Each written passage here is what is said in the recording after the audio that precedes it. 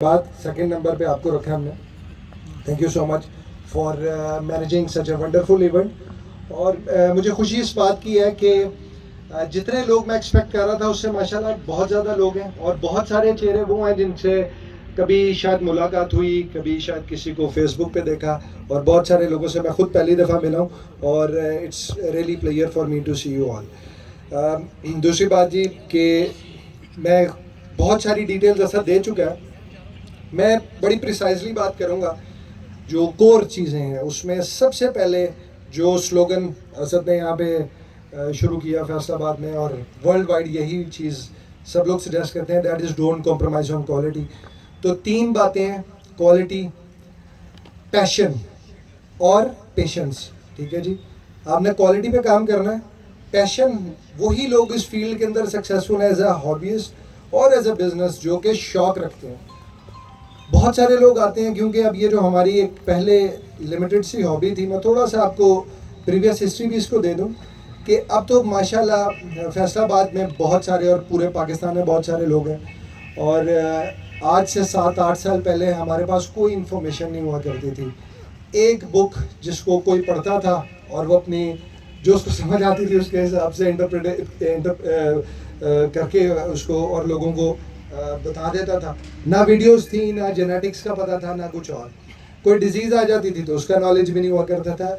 आप सब लोग बहुत खुशकिस्मत हैं कि आप लोगों के अपने लोकल सतह पे सबसे पहले जी जो आपके लोकल लेवल पे काम हो रहा है, जैसे यहाँ पे हाफिज़ साहब बैठे हैं, इनका यूट्यूब चैनल मैं खुद बहुत पसंद करता हूँ, देखता हूँ, ये आपके लोकल कम्युनिटी को सपोर्ट कर रहे हैं।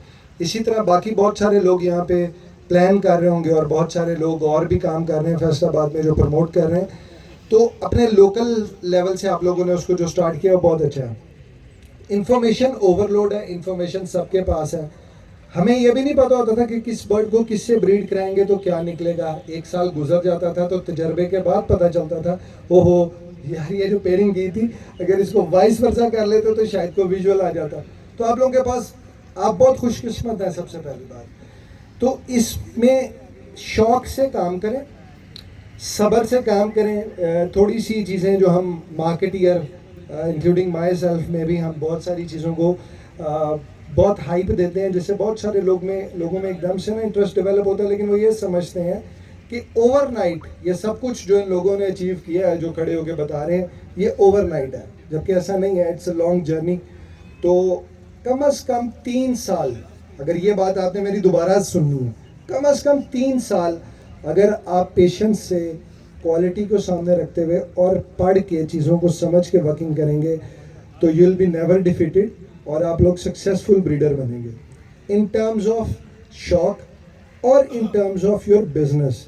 क्योंकि मैं यहाँ पे समझता हूँ कि हमारे यहाँ इस एविकल्चर में आज से चंद साल पहले ये एविकल्चर का वर्ड भी किसी को नहीं पता था। तो रिसर्च करते हैं जितने भी लोग, बहुत सारे मेरी तरह और लोग हैं जिनकी इसमें एफर्ट है, और ये एक फील्ड अब लोग इसको समझते हैं। तो इसके अंदर आपने इस बिज़नेस के अंदर अगर चलना है और सक्सेसफुल होना है तो 3 साल जहन में रखें। पहले साल आप सीखेंगे, दूसरे साल आप अपना कुछ ना कुछ स्टार्ट डेवलप करेंगे, और तीसरे साल you will be able to sell your bird. पहले साल ही में ये ना समझें कि आप लोग लाखपति या करोड़पति होने वाले हैं, ऐसा कुछ नहीं होने वाला। मैं किसी को डीमोटिवेट नहीं कर रहा, लेकिन मैं प्रैक्टिकल ग्राउंड्स पे बात करना चाह रहा हूँ। जल्दी बिल्कुल मत करें। फिर अपने बर्ड में की जितनी भी आप डिटेल नोट कर सकते हैं, उनके बिहेवियर्स, उनकी पेडिग्रीज, वो नोट करें। हम लोग कल एक बर्ड लेते हैं और हम कहते हैं हमारा पेडिग्रीड बर्ड है, मैं भी उसमें शामिल हूँ। जैसे कुछ बर्ड्स इस साल मैंने खरीदे हैं, कुछ नई म्यूटेशंस हैं। आई कैन नॉट क्लेम कि वो मेरा पेडिग्री बर्ड है, मैं उसकी पेडिग्री पे भी काम करूँगा, उसको डेवलप करूँगा। अपने बेसिक बर्ड को स्ट्रॉन्ग करें, चाहे वो फिशर है, चाहे वो ओपलाइन है। फिर जो बहुत इंपॉर्टेंट चीज़ जिसमें न्यू फैंसियर, आप सब लोग न्यू फैंसियर नहीं है, जिसमें वो डिसहार्ट होते हैं और उनको प्रॉब्लम आती है, वो उसके हेल्थ इश्यूज़ और ब्रीडिंग रिलेटेड चीज़ें हैं। अपने बर्ड को साफ एवरी, जो हाइजीनिक एवरी है, जो लोग अपनी एवरी में क्वालिटी बर्ड और डिजीज़ फ्री बर्ड ऐड करते हैं, उन्हीं से बर्ड परचेज करें। उसके बाद आप चाहे जितनी मर्जी तसल्ली कर लें, जो क्वारंटाइन का प्रोसेस है, जो कि हमने कोरोना में ये वर्ड बार बार सुना, उसको फॉलो करें। आइडियली 15 डेज से 60 डेज, बुक ये कहती है कि 60 दिन का क्वारंटाइन करवाएं। कल एक सेमिनार था, पोलियोमा वायरस पे डॉक्टर फुरकान एवियन लैब के जो डायरेक्टर हैं उनकी तरफ से। इट वाज वेरी इंफॉर्मेटिव और इट वाज वेरी स्केरी, बहुत ख़तरनाक था। उसके बाद मैं खुद उस सेमिनार के बाद मैंने कहा यार आपने तो डराया हमें। वो ये था कि हम लोग बर्ड बाय करते हैं, हमें पता होता है कि इस एवरी में प्रॉब्लम आई थी। अच्छा, उसके अंदर थोड़ी सी चीज़ें हैं, हमारे ब्रीडर भी घबराते हैं अगर किसी के पास प्रॉब्लम आ जाए तो उसको डिक्लेयर नहीं करता कि जी हमारी सेलिंग अफेक्ट होगी। आई अंडरस्टैंड दैट, बट आप दूसरों की भी जो वर्किंग है उसको ख़राब होने से बचाएं और किसी तरीके से या वो बर्ड सेल ना करें, क्योंकि देखें ये सिर्फ इधर ही नहीं इसका रिजल्ट है ना, जो बाद में हमारे मामला अल्लाह के साथ है उसमें भी ऑनेस्टी और ये सारी चीज़ें हैं। तो एनीवेज सही बर्ड दें, अगर किसी बर्ड में कोई चीज़ है बाहर को बताएं और क्वारंटाइन का प्रोसेस कम से कम 60 डेज़ के लिए फॉलो करें। इसी तरह overdoses of calcium multivitamin, हम शौक में बर्ड को वो कुछ खिलाते हैं कि यकीन करें अगर आप वो लोग खाना खुद शुरू कर दें तो आप लोग सारे ऑर्गनल्ड हों, यहाँ पे सब फिट तरीन लोग हों। तो इतनी ज़रूरत नहीं है, इतना छोटा सा बर्ड है, उसको स्टडी करें। जो अपने बर्ड को आप डाइट दे रहे हैं उसको बैलेंस डाइट दें। और मोस्ट इम्पॉर्टेंटली जितनी मर्जी अच्छी डाइट दें, अगर आपकी हाउसिंग अच्छी नहीं है, ठीक है, तो जो मर्जी खिला दें आपका बर्ड अच्छा ब्रीड नहीं करेगा और क्वालिटी भी प्रोड्यूस नहीं करेगा। मैं आपको आसान सी टिप दे देता हूँ, bird is just like a human being. जैसे हम अपने लिए महसूस करते हैं कि अगर ज़्यादा गर्मी है हम धूप के अंदर खड़े हैं, हम अनकम्फर्टेबल हैं, अगर ज़्यादा ठंड है तो हम जैकेट पहन लेते हैं, ठीक है, अपने आप को बचाते हैं, हीटर ऑन करते हैं। इसी तरह बर्ड भी बिल्कुल वैसा ही है जैसे हम हैं। मैं ये नहीं कह रहा कि बर्ड को नाजुक करें, मेरे कहने का मतलब ये है कि हम उसको कम से कम उतनी फैसिलिटी उसकी हाउसिंग में देंगे वो कंफर्टेबल रहे। इसी तरह बर्ड के बिहेवियर्स भी हैं। लेट्स अज्यूम बहुत सारे मेल्स ऐसे हैं जो फॉरन पेयर अप होते हैं, आप नोट करेंगे जो उनके बच्चे मेल होते हैं वो उसका भी यही बिहेवियर होता है। बहुत सारी फीमेल्स ऐसी हैं जो लेइंग में उनका नंबर और एग साइज बहुत अच्छा है, उनकी जो आगे से फीमेल्स बेटियां आती हैं वो भी उतनी अच्छी ब्रीडर होती हैं। तो इसके बिहेवियर को समझना है और अंडरस्टैंड करें।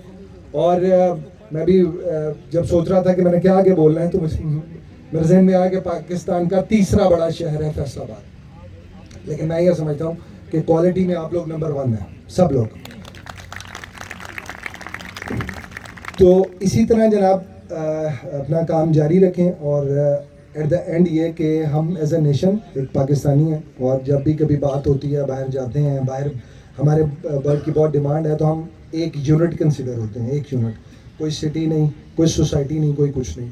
तो एक दूसरे की रिस्पेक्ट का एलिमेंट जो है उसको कायम रखें, चाहे वो इंडिविजुअल लोग हों, ग्रुप्स हों, सोसाइटीज़ हों, तो ये सारी चीज़ें ज़हन में रखें। लास्टली LSP का एनुअल शो 13 नवंबर को है और I would request all of you जो हमारे मेंबर्स हैं LSP के, वो राना अहमद साहब PRO हैं हमारे, बड़े जहाँबाज किस्म के, अभी मुझे नज़र नहीं आ रहे, मेरे बाद वही आएंगे, ठीक है, तो उनसे रब्ता कर लें मेंबरशिप के लिए। कहीं कोई प्रॉब्लम है मैं खुद ज़ाती तौर पे हाजिर हूँ, हमारी बाकी टीम बारी साहब भी इधर हैं और सीनियर फेंसर से जो भी आपको गाइडेंस चाहिए will provide you that. Show में आप ज़रूर आएँ, आप लोगों को बहुत फ़ायदा होगा उसका।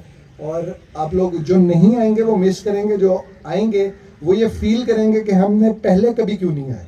तो I will be looking forward to see all of you on LSP annual show और thank you so much for your respect and love. जज़ाकल्लाह।